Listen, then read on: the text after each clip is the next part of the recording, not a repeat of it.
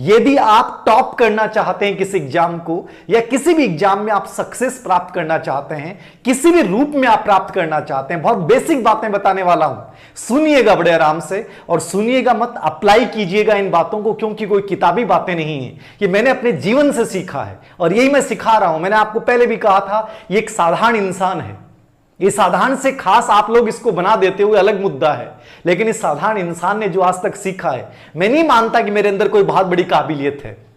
हाँ, एक काबिलियत मैं हमेशा आप लोगों को बोलता हूं, कभी हार न मानने की, कि हार नहीं मानना है, हर समय लड़ना है, जुनून के साथ लड़ना है और जिंदगी में जीतने की अनिवार्य शर्त यही है। तो पहली चीज जो मैं आपको एक टॉप स्कोरर की एक बात बताऊंगा कि इस भीड़ में से अलग होने का एक तरीका क्या है, किसी भी एग्जाम को टॉप करने का तरीका क्या है। हमेशा अपने अंदर एक फीलिंग्स रखिएगा कि आप कमजोर नहीं हैं। दूसरी बात मैं आप लोगों को कह रहा हूं, आप में से बहुत से बच्चे पूछते हैं कि सर क्या टाइम टेबल होना चाहिए, कैसे क्या करें, तैयारी सब कर रहे हैं, ठीक है, हमारे टाइम में भी तैयारियां होती थी, लेकिन हमारे टाइम में गुपचुप तैयारी होती थी। आज का जो बच्चा है वो शोर ज्यादा करता है, आज का बच्चा क्या करता है, बातें ज्यादा करता है, तैयारी कम करता है, शो ऑफ ज्यादा करता है, मेहनत कम करता है। मैं आपको यही कहूंगा, तैयारी करने के लिए, टॉप स्कोरर बनने के लिए बताने की आवश्यकता नहीं कि मैं कितने घंटे पढ़ रहा हूं, किसी को शो ऑफ करने की आवश्यकता नहीं कि मैं क्या पढ़ रहा हूं। शांति के साथ एकांतवास में जाके ऐसी पढ़ाई करो किसी को पता नहीं चले कि क्या कर रहा है। ये पागलपन है, ये लाना पड़ेगा, ये नहीं लाओगे। जितना शॉप करोगे, मैं 8 घंटे पढ़ा, 12 घंटे पढ़ा, मैं 8 और 12 घंटे मायने नहीं रखते टॉप स्कोरर के लिए। मुझे आज भी याद है कि मैं 12वीं क्लास में 19 घंटे स्टडी की, ईमानदारी से कह रहा हूं, मेरे हाथ में मार्कर है, 19 घंटे स्टडी किए मैंने, आज भी दावे के साथ कहता हूं। और जब मैं किसी कॉम्पिटिशन में उतरता हूं, 2018 तक की ताकत बता रहा हूं आप लोगों को, मैं आज भी कह रहा हूं कि ताकत अपने अंदर इतना पैदा करो कि घंटे कभी कम नहीं पड़ते हैं, घंटों में कभी थकान नहीं होती। मैं तो कहता हूं 6 घंटे पढ़ के भी सिलेक्शन ले सकते हो, 12 घंटे पढ़ के भी सिलेक्शन ले सकते हो। जब तक आपको आनंद आता है तब तक पढ़िए। किसने क्या कहा है वो मायने नहीं रखता है, मायने रखता है कि मैं चाहता क्या हूं साहब, मैं चाहता क्या हूं। टॉप स्कोरर मुझे बनना है, जितना पढ़ने में मुझे आनंद आ रहा है, जितना अच्छा मुझे फील हो रहा है, मुझे पढ़ना है। ये हमेशा इस चीज को याद रखिए। एक आप में से एक तीसरा सवाल होता है बच्चों का, नॉर्मली सवाल होता है आप में से कि सर नोट्स बनाएं कि नहीं बनाएं, ये नोट्स यदि किसी के बने बनाए मिल जाएं तो क्या करें। टॉप स्कोरर वाले बच्चे की बात कर रहा हूं, आज मेरा पूरा वीडियो टॉप स्कोरर बच्चों के ऊपर है। वो कभी भी दूसरों का नोट्स पे विश्वास नहीं करेगा। विश्वास करना है जिंदगी में, एक ही बात याद रखना, खुद पे विश्वास करना, दूसरे पे मत करना, क्योंकि दूसरे आपको गिराने की कोशिश करेंगे। आप हजारों ग्रुप्स बने हुए हैं यूट्यूब, फेसबुक के ऊपर, हर व्यक्ति में पीडीएफ डाली जाती है कि साहब मेरी पीडीएफ पढ़ो, मेरी पीडीएफ पढ़ो, मेरी पीडीएफ पढ़ो। जिंदगी में याद रखना, धीर सिंह सर आपके सामने खड़े हैं, असिस्टेंट प्रोफेसर भर्ती परीक्षा का लास्ट मैंने जस्ट एग्जाम दिया है। राजस्थान में शेखावाटी संभाग में मेरी पहली एक प्रकार से रैंक थी, वैसे राजस्थान में 7वीं रैंक थी। मैं गवर्नमेंट जॉब के साथ, मैं कह रहा हूं आप में से कहते हैं लोग क्या कर सकते हैं, कुछ भी कर सकते हैं। मैं गवर्नमेंट जॉब करता था, स्कूल लेक्चरर था, बोर्ड एग्जाम में मैं एसीएस था, अतिरिक्त केंद्र अधीक्षक था। लेकिन एसीएस होने के बावजूद मैं पेपर वगैरह वितरित करवाने के बाद बीच में 1.5 घंटा मिलता था, मैं 1.5 घंटे चुपचाप बाहर नहीं निकलता था, चुपचाप मैं किताबें पढ़ता था, राउंड भी लगाता था लेकिन किताब पढ़ता था। यह समर्पण आप में होना चाहिए। आप किसी भी पोस्ट में हो, कोई फर्क नहीं पड़ता है। आप में से बहुत से बच्चे बेरोजगार हैं, मैं वो पेपर लेने के बाद झुंझुनू आता था, क्लास लेता था, कोचिंग में साइकोलॉजी पढ़ाता था, ठीक है, एग्जाम में हिस्ट्री से कर रहा हूं, साइकोलॉजी में वैकेंसी नहीं आती, ठीक है, घर पे आके पढ़ रहा हूं, कैसे मैनेज कर रहा हूं मैं। मोटरसाइकिल थी, चलो आजकल तो गाड़ी हो गई, अलग बात है। मोटरसाइकिल पे 50-70 किलोमीटर का अप डाउन करना, जाना, गर्मी, धूप, सर्दी, और फिर वापस भागना, और उसी के 20 मिनट बाद में घर पहुंचते ऐसा नहीं कि थक गया, किताब लेके दोबारा शुरू हो गया। मैं एक अपना प्रकरण बताऊंगा आप लोगों से, जो बच्चे कहते हैं कि साहब टॉप स्कोरर कैसे बने। मैं अपने एक दोस्त के मित्र के पास गया, वो एक अच्छी पोस्ट पे थे। मैंने उनसे कहा कि मैं आपसे सिलेक्शन सहायता लेना चाहता हूं, मुझे बताइए। ये तैयारी करने से पहले, स्कूल लेक्चर बनने से पहले ही कहानी। मैं जैसे मैंने कहा कि मुझे आपका स्टडी रूम देखना है, आपको बड़ा अजीब होगा जान के, उस महोदय ने कहा नहीं नहीं मेरा स्टडी रूम तो आज तो मेरे वो जो लोक है वो चाबी मेरे पास नहीं है। मैं समझ गया उनकी बात। ये दुनिया है, याद रखना। उन्होंने इसलिए मना कर दिया कि उन्हें यह नहीं पता चल जाए कि मैं क्या किताबें पढ़ रहा हूं, वो किताबें वो भी लेके आ जाएंगी। ये दुनिया का वास्तविक चरित्र है, याद रखना। कोई नहीं चाहता कि आप जिंदगी में आगे बढ़ें आपके सिवा। और मैं इसलिए कह रहा हूं आप दूसरे पे विश्वास कैसे कर सकते हैं? उसने कैसे नोट्स बनाए? दूसरे की बातों पे विश्वास कैसे कर सकते हैं? विश्वास कीजिए, जब तक अपने आप को तपाओगे नहीं तब तक टॉप स्कोरर नहीं बनोगे। कभी नहीं बनोगे टॉप स्कोरर। जब तक ये ग्रुप्स के पीडीएफ पढ़ते रहोगे कभी टॉप स्कोरर नहीं बनोगे। मैंने आज तक किसी ग्रुप्स के और दूसरे की किसी के नोट्स नहीं पढ़े, ईमानदारी से बोल रहा हूं, और ना मैं जिंदगी में पढ़ूंगा। अरे यार, मेरे से बेटर कौन हो सकता है? मैं दूसरे के नोट्स को बेटर कैसे मान सकता हूं? मेरे से बेटर कोई नहीं हो सकता। याद रखना हमेशा जिंदगी में इस चीज को कि मैं बेटर हूं और मैं अपने नोट्स बनाऊंगा। बाकी मैंने कभी नोट्स बनाए नहीं है, मैंने सिर्फ किताबों से स्टडी की। और मैं आज भी आपको कहता हूं कि शुरुआत कीजिए बुक्स के साथ कीजिए, बुक से बेटर कुछ नहीं हो सकता। और वो बुक्स अच्छी हूं, और बुक्स कोई 1000 बुक्स लाने की आवश्यकता नहीं है। कुछ बुक्स सिलेक्ट कीजिए और उन बुक्स को बार बार रिपीट कीजिए। जिंदगी में सिलेक्शन लेना है, ये टॉप स्कोरर की रणनीति है। आपको हजारों लोग मिलेंगे, हजारों मार्गदर्शक मिलेंगे, हजारों गाइड करने वाले मिलेंगे। सिलेक्शन वाले सिलेक्शन लेने के बाद भी व्यक्ति झूठ बोल देगा कि मैंने साहब 20 किताबें पढ़ी, मैंने 10 किताबें पढ़ी। मैं कहूंगा टॉप स्कोरर बनना है। मैं आज इस सच्चाई को जानता हूं, मैंने देखा है लोगों को, ये अपने अनुभव से सीखा है लोगों को। सब लोग झूठ बोलते हैं। सिलेक्शन और टॉप स्कोरर बनने के लिए हजारों किताब पढ़ने की आवश्यकता नहीं है। एक अच्छी किताब उठाइए और उस किताब को 10 बार पढ़िए। ये बेहतरीन तरीका है, याद रखना। और पढ़ने का तरीका क्या हो सकता है? मेरा अपना तरीका बता रहा हूं। किताब जैसे उठाई, उस किताब के ऊपर मैं लिखता जा रहा हूं। जिस किताब में मुझे लग रहा है कि चीज इंपॉर्टेंट है वहां लाल कर दिया, उसको इंपॉर्टेंट लिख लिया। कोई अनावश्यक तथ्य मुझे लगा कि इंपॉर्टेंट इस किताब में नहीं, उस किताब में वहीं लिख लिया। उसी एक किताब को नोट्स के रूप में बना लिया। नोट्स वैसे नहीं लिखा, उसी किताब को लाल पीला कर लिया। समय कम बचा। 3 महीने। कोई भी बच्चा कहता है कि सर 3 महीने में टॉप कर सकते हैं। मैं कहता हूं कि तैयारी के लिए 60 डेज, 60 दिन जो अंतिम बचते हैं वो सबसे बेहतरीन होते हैं। याद रखना, 3 महीने तो बहुत होते हैं। 3 महीने में दुनिया के किसी भी कंपटीशन को टॉप लेवल पे क्लिक किया जा सकता है। मैंने किया है और मैं दावा करता हूं आप कर सकते हो। लेकिन यदि आप ये सोचते हैं कि कोई के मैं नोट्स बनाए हुए, मैं दूसरों के पता नहीं उससे पूछ लूं, उससे पूछ लूं, जितनी मुंह है उतनी बातें हैं। धीर सर अलग बात बोलेंगे, दूसरे सर अलग बात बोलेंगे, सब अलग बात बोलेंगे। इसलिए मैंने हमेशा यही कहा है कि मैंने क्या सीखा है, मैंने इस जमाने से क्या सीखा है। जो मैंने 17,000 के आसपास स्टूडेंट जो मेरे से सक्सेसफुल बने, उनसे मैंने क्या सीखा है। मैंने उनको क्या सिखाया महत्वपूर्ण नहीं है, मैंने उनसे क्या सीखा है ये महत्वपूर्ण है। वो वही बातें बोल रहा हूं। अच्छी किताबें लीजिए। जैसे ही वो टॉपिक पढ़ा, मान लीजिए मुझे टॉप करना है, मैंने किताब पढ़ा, मैं साइकोलॉजी पढ़ रहा हूं या हिस्ट्री पढ़ रहा हूं, कोई भी टॉपिक पढ़ रहा हूं, तो मैंने उस टॉपिक को लिया। मान लीजिए अधिगम टॉपिक को लिया, मान लीजिए इतिहास में मैंने सिंधु घाटी सभ्यता को लिया। मैं कॉलेज लेक्चर की तैयारी कर रहा हूं, मैं रिट की कर रहा हूं, पटवार की कर रहा हूं, आरएस की कर रहा हूं। जैसे मैंने सिंधु घाटी सभ्यता को लिया, मैंने पढ़ा सिंधु घाटी सभ्यता को, टॉपिक को 3 घंटे में पूरा कर लिया। 3 घंटे पढ़ने के बाद मैं पहले सबसे पहले यह देखूंगा कि सिंधु घाटी सभ्यता पे पिछले 5 साल में कैसे प्रश्न पूछे गए हैं। मुझे किसी टेस्ट सीरीज की कोई जरूरी नहीं है। यदि कोई टेस्ट सीरीज को टीचर यदि पूरे एग्जाम के क्वेश्चन पेपर बनाता है तो स्वागत है, वरना आप एक काम कीजिए कि आप उन पूर्व एग्जाम के क्वेश्चन पेपर को देख लीजिए। मैं कहता हूं आप सबसे आगे हो, आपको कोई ट्रैक नहीं कर सकता, आपको कोई ट्रैक नहीं कर सकता। आप बहुत आगे निकल जाओगे उसेन बोल्ट की तरह। ये सबसे बेहतरीन तरीका था। ये मेरा तरीका बताया मैंने। उस टॉपिक को पढ़ा, उस टॉपिक को पढ़ने के बाद जस्ट उसके क्वेश्चन पेपर देखे, और क्वेश्चन पेपर देखने के बाद हाँ यार इस टॉपिक में ये चीज इंपॉर्टेंट है, ये नहीं है। पूरा टॉपिक जिंदगी में कभी याद नहीं होगा, लेकिन आपको यह पता चल जाएगा कि इस टॉपिक में से मुझे लेना क्या है और मुझे छोड़ना क्या है। समझ रहे हैं? थ्रेसर को आपने जानते होंगे, थ्रेसर का प्रयोग करते हैं अपन लोग फसल काटने में, फसल निकालने में। वो थ्रेसर वही काम करता है कि उपयोगी चीजों को ले लेता है और अनुपयोगी चीजों को हटा देता है, छान देता है।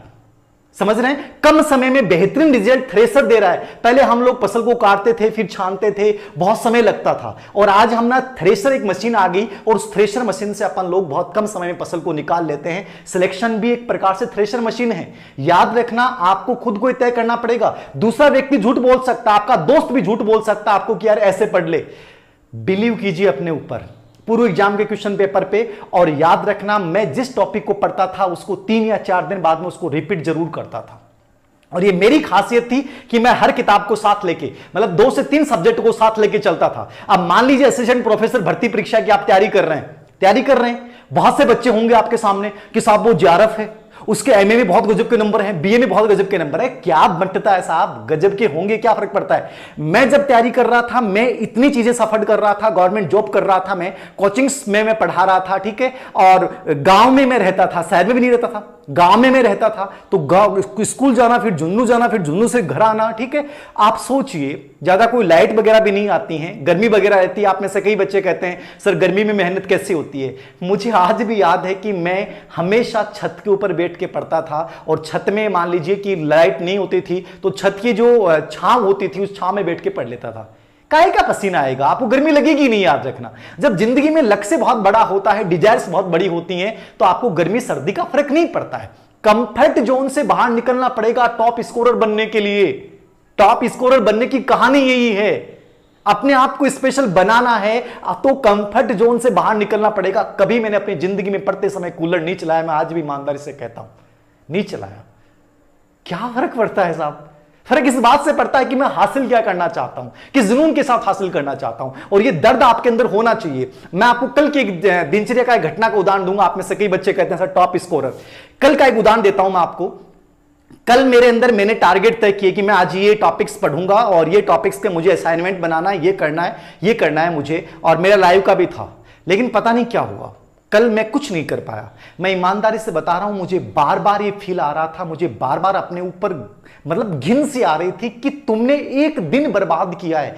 मैं आपको बता नहीं सकता, कल की मेरी फीलिंग इतनी नेगेटिव थी मेरे लिए, खुद के लिए, कि तुम्हारी पूरे दिन की अचीवमेंट क्या है कि तुमने 4 घंटे सिर्फ क्लास ज्वाइन की है, वीडियो लेक्चर्स देखे, बाकी तुमने क्या किया है। मुझे खुद पे घिन आ रही थी, मतलब मुझे अपने आप से नफरत हो रही थी कि तू क्या कर रहा है यार, पूरा दिन तुमने निकाल दिया। ये दर्द जब तक आपके सीने में नहीं होगा, याद रखना, सिलेक्शन नहीं ले सकते। मैं लगा हुआ इंसान हूं, आज से मेरे पास सब कुछ होगा, मुझे क्या जरूरत था, लेकिन मैं फिर भी दर्द महसूस कर रहा था। और यदि आप बेरोजगार हो और यदि आपको दर्द नहीं होता, आप में से कई बच्चे कहते हैं सर कोरोना काल में पढ़ाई नहीं हुई, ये नहीं हुआ, 5 दिन खराब हो गए, 6 दिन खराब हो गए। कल का मेरा पूरा दिन खराब गया और मुझे रात तक इस चीज के बहुत बेचैनी रही कि मेरा पूरा दिन खराब हो गया। दर्द होगा तो जिंदगी में आगे जाओगे और दर्द नहीं होगा तो टॉप रैंकर नहीं बन सकते, याद रखना। दर्द होना जरूरी है कि 1 मिनट का उपयोग करना जरूरी है। ये चौथा तरीका है। और 5वां तरीका बहुत सिंपल सा है, याद रखना। किताबें आप पढ़ रहे हो, पूर्व एग्जाम के क्वेश्चन पेपर्स को आप देख रहे हो, निरंतरता के साथ उनको बार बार एक्सरसाइज कर रहे हो। अब आपको मान लीजिए एग्जाम का टाइम बच रहा है और कोई व्यक्ति कहता है अब ये किताब पढ़ ले, मत पढ़िए, ठीक है। आप ये देख लीजिए कि यदि मैं किताब पढ़ रहा हूं ये बहुत इनफ है, तो आप फिर उसकी सलाह को मत मानिए, आप डाइवर्ट हो जाएंगे। किताब इकट्ठी मत कीजिए ज्यादा, किताब सिलेक्टेड ही रखिए, हमेशा इस चीज को याद रखिएगा। मैं स्टडी टेबल पे मेरी एक तरीका बता रहा हूं आप लोगों को कि मान लीजिए 2 महीने बचे तो मैंने 2 महीने के अकॉर्डिंग निकाला कि मुझे ये किताब पढ़नी है, लेकिन मेरे माइंड में पूरा ये योजना प्लानिंग होती थी कि एग्जाम से 25 दिन पहले या 30 दिन पहले मुझे इन किताबों को बाद में नहीं पढ़ना है, पहले पढ़ लिया। अब आप में से कई बच्चों को होता है कि सर याद कैसे होता है? हर चीज याद आ जाती है, याद रखना, जब पॉजिटिविटी आप में होती है। ये किसी को फील नहीं होगा कि मुझे याद हो गया है, लेकिन पॉजिटिविटी है कि यार मुझे 20 दिन पहले मुझे इस किताब को बंद करना है, उठानी नहीं है। देखना आप एग्जाम हॉल में जाओगे, आपके एक एक चीज याद आ जाएगी। याद रखना, ये मेरा खुद का पर्सनल अनुभव है। मुझे क्या करना है, लास्ट 20 दिन में क्या पढ़ना है, लास्ट 45 दिन में क्या पढ़ना है, यह आपके दिमाग में टारगेट होने चाहिए। इन किताबों को मुझे इस समय तक कवर करना है, इन किताबों को मुझे इस कवर तक करना है। यह प्रॉपर प्लानिंग आपके दिमाग में होगी, आप टॉप रैंकर बन जाओगे। आपके ऊपर कोई फर्क नहीं पड़ेगा कि आपका दोस्त क्या कर रहा है, वो टीचर क्या कर रहा है, मार्केट में 15 दिन पहले किताब आ गई, कोई फर्क नहीं पड़ता है। मैं असिस्टेंट प्रोफेसर भर्ती परीक्षा की आपकी बात बता रहा हूं कि एक ग्रुप्स बना हुआ था, उसमें कहा गया कि इसकी बहुत गजब की तैयारी है, इसकी बहुत गजब की तैयारी है। एक बच्चा बहुत इंटेलिजेंट था, उसके पापा कहते थे कि ये देखना सबसे ज्यादा फर्स्ट पेपर में ये लाएगा। एग्जाम का हमेशा पहला चरण सबसे इंपॉर्टेंट, पहला चरण सबसे इंपॉर्टेंट होता है। जैसे असिस्टेंट प्रोफेसर भर्ती परीक्षा में पहला 3rd पेपर जो होगा पहले होगा, वो सिलेक्शन की भूमिका निभाएगा, वो सिलेक्शन भूमिका निभाएगा। रीट में जैसे ही पेपर खोला और पहला पार्ट जो आप करोगे वो सबसे बड़ी भूमिका निभाएगा, ठीक है। आप पटवारी में, राजस्थान पुलिस में, हर में जब पेपर खोलते समय का जो स्थिति है वो वास्तविक वही सिलेक्शन दिला के जाती है। अब असिस्टेंट प्रोफेसर भर्ती परीक्षा में मुझे पता था कि मेरे पास टाइम कब मिलता है, लेकिन मुझे ये कॉन्फिडेंस था कि मुझे राजस्थान जीके में कैसे और क्या पढ़ना है। उन्होंने 1000 किताबें पढ़ी होगी, लेकिन मुझे याद है कि जब 3rd पेपर हुआ कॉलेज लेक्चर का, मैं उस ग्रुप में सबसे टॉप लेवल पे था। बाद में कुछ क्वेश्चन डिलीट हो गए तो वो तो खैर काफी नीचे थी, लेकिन मैं फिर भी उनसे ऊपर था। और मेरा सिलेक्शन का बेस का मेरा कॉन्फिडेंस इतना इंक्रीज हो गया कि मैं जब उन लोगों को जो बहुत यूथ मानते थे कि हमारी तो उम्र 22 साल हुई है, हम तो देखना कितनी गजब की हमारी राइटिंग है, ये है वो है, हम JRF हैं, अभी जस्ट किया है, सब्जेक्ट जुड़े हुए हैं, RS का हमने इंटरव्यू अभी दिया है। मुझे लगा कि जिंदगी में कोई चीजें मायने नहीं रखती, वो कितने साल के हैं, वो कितनी गजब मेहनत करते हैं। आप अपनी एक रणनीति बनाइए, अपनी एक प्लानिंग कीजिए, एक निर्धारित बुक्स पढ़िए। उन्होंने 1000 किताब पढ़ी होगी, मैंने सिर्फ सिलेक्टेड 2 या 3 किताबें पढ़ी और मैं टॉपर था थर्ड पेपर में उस ग्रुप के अंतर्गत, और बाद में उस सब्जेक्ट में भी गजब का आया।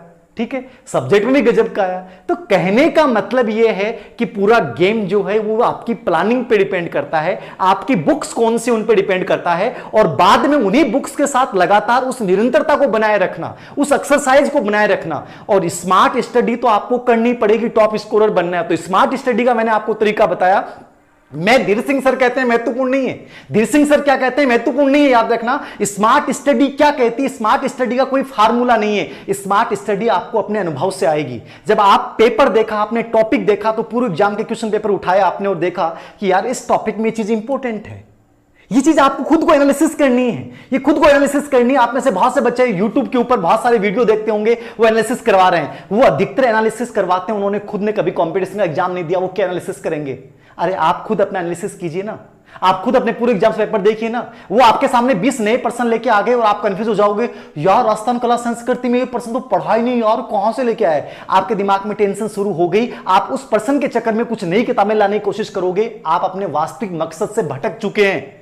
अरे उस इंसान ने जिसने पढ़ा है उसने कौन सी कंपटीशन एग्जाम क्रैक किया पता है आपको? नहीं पता है। वो एक नया पर्सन लेके आया, पता नहीं कहां से लेके आया, जो कभी एग्जाम में नहीं आया, और आपको लगा यार मेरी तैयारी बकवास है। इसलिए मैं हमेशा कहता हूं कि जिंदगी में हमेशा याद रखना, एक वे में चलिए।